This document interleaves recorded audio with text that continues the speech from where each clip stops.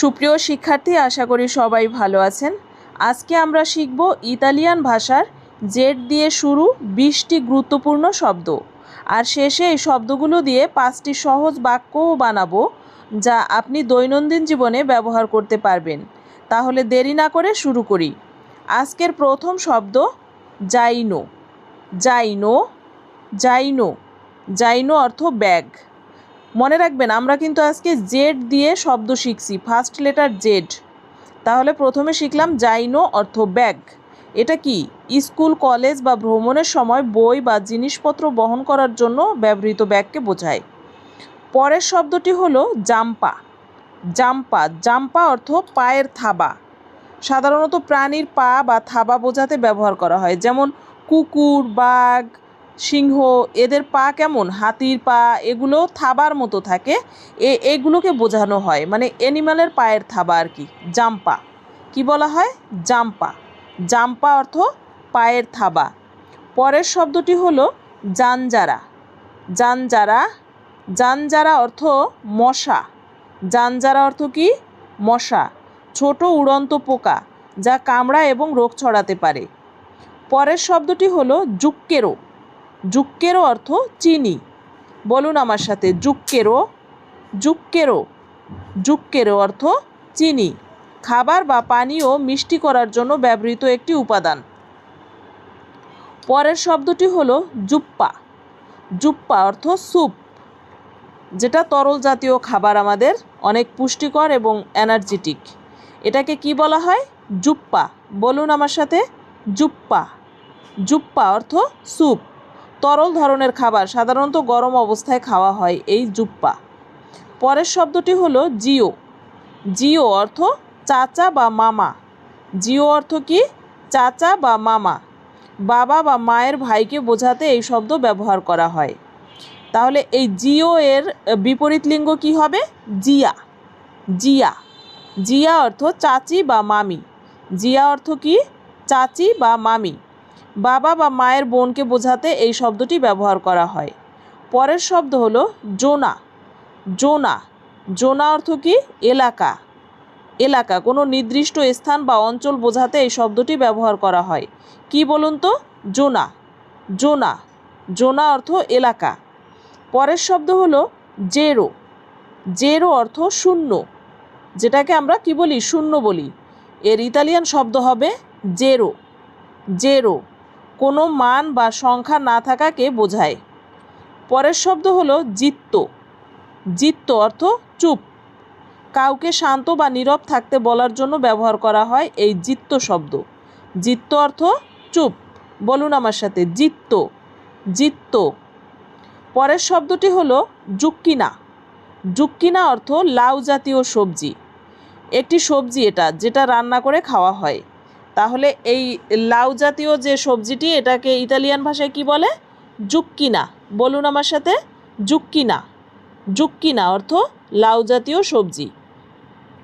পরের শব্দটি হলো জাত্তেরা। জাত্তেরা অর্থ কি? ভেলা। জাত্তেরা অর্থ ভেলা। তাহলে এটার ব্যাখ্যা কি হতে পারে? কাঠ বা অন্য কিছু দিয়ে তৈরি ছোট ভাসমান নৌকা। হ্যাঁ, এটাকে ইতালিয়ান ভাষায় কি বলে? জাত্তেরা। জাত্তেরা। জাত্তেরা। জাত্তেরা অর্থ ভেলা। পরের শব্দটি হলো জেলো। জেলো। জেলো অর্থ কি? উদ্যম, কোনো কাজ করার প্রতি আগ্রহকে কি বলে? উদ্যম। তাহলে এই উদ্যমের ইতালিয়ান শব্দ হবে জেলো। আমার সাথে বলুন, জেলো। জেলো। জেলো অর্থ উদ্যম। পরের শব্দটি হলো জানজারিয়েরা। জানজারিয়েরা অর্থ মশারি। জানজারিয়েরা অর্থ কি? মশারি। মশা থেকে রক্ষা পাওয়ার জন্য ব্যবহৃত হয় এই মশারি শব্দটি। তাহলে বলুন আমার সাথে, জানজারিয়েরা। জানজারিয়েরা অর্থ মশারি। পরের শব্দটি হলো জুক্কেরাতো। জুক্কেরাতো অর্থ চিনিযুক্ত। জুক্কেরাতো অর্থ কি? চিনিযুক্ত। তাহলে যেসব খাবারে চিনি থাকে সেখানে আমরা বলতে পারি চিনিযুক্ত খাবার। তাহলে এর ইতালিয়ান শব্দ হবে জুক্কেরাতো। আমার সাথে বলুন, জুক্কেরাতো। জুক্কেরাতো অর্থ চিনিযুক্ত খাবার। পরের শব্দটি হলো জাভোররা। জাভোররা। জাভোররা অর্থ কি? ভার বা ওজন, অতিরিক্ত ওজন বোঝাতে এই জাভোররা শব্দটি ব্যবহার করা হয়।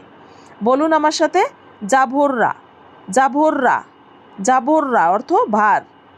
পরের শব্দটি হলো জেফিরো, জেফিরো, জেফিরো অর্থ কি? হালকা বাতাস, যেটাকে আমরা মৃদু বাতাস বলি। তাহলে এর ইতালিয়ান শব্দ কি হবে? জেফিরো, জেফিরো মানে আরামদায়ক বাতাস এটা। পরের শব্দ হলো জিগ্রিনাতো, জিগ্রিনাতো অর্থ খাঁজ কাটা।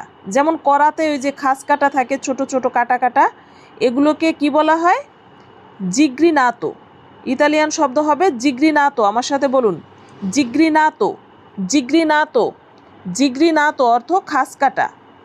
পরের শব্দ জোডিয়াকো, জোডিয়াকো অর্থ রাশিচক্র।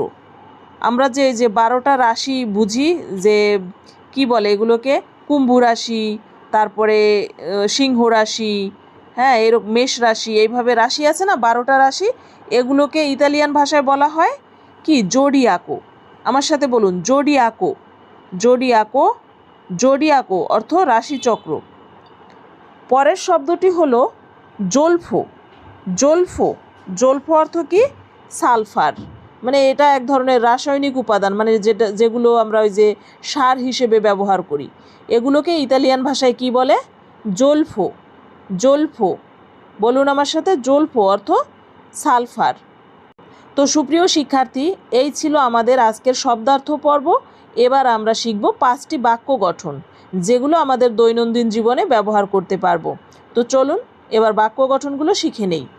প্রথম বাক্যটি হলো আমার ব্যাগটা হালকা। আমার ব্যাগটা হালকা, এটাকে ইতালিয়ান ভাষায় বলবো ইল মিও জাইনো এ লেজ্জেরো। ইল মিও জাইনো এ লেজ্জেরো এর অর্থ আমার ব্যাগটি হালকা। এবার শব্দার্থ দেখুন। ইল অর্থ এই বা এইটি, মিও অর্থ আমার, আর জাইনো অর্থ ব্যাগ, এ অর্থ হয়।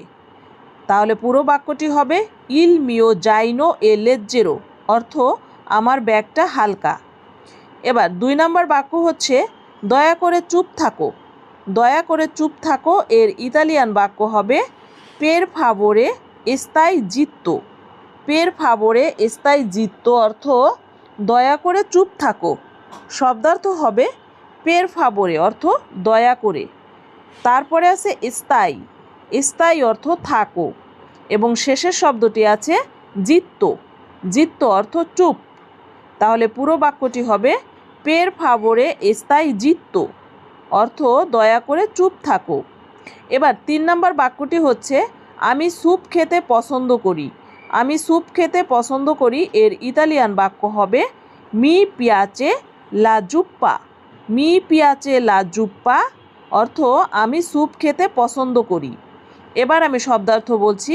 মি অর্থ আমি, আর পিয়াসে অর্থ পছন্দ করি, লা অর্থ টি, আর জুপ্পা অর্থ স্যুপ। তাহলে পুরো বাক্যটি হবে মি পিয়াচে লা জুপ্পা। আমার সাথে বলুন, মি পিয়াচে লা জুপ্পা। মি পিয়াচে লা জুপ্পা অর্থ আমি স্যুপ খেতে পছন্দ করি। এবার 4 নম্বর বাক্যটি হলো এখানে অনেক মশা আছে। এখানে অনেক মশা আছে এর ইতালিয়ান বাক্য হবে সি সোনো মোলতে জানজারে কুই। সি সোনো মোলতে জানজারে কুই অর্থ এখানে অনেক মশা আছে। এবার শব্দার্থগুলো বুঝে নিন।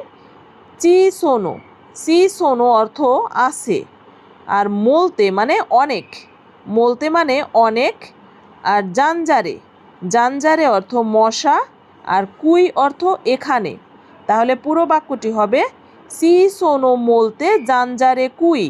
সি সোনো মোলতে জানজারে কুই অর্থ এখানে অনেক মশা আছে। এবার 5 নম্বর বাক্যটি দেখুন। চায়ে একটু চিনি দাও এর ইতালিয়ান বাক্য হবে মেত্তি উন প দি জুক্কেরো নেলতে। মেত্তি উন প দি জুক্কেরো নেলতে এর অর্থ হবে চায়ে একটু চিনি দাও।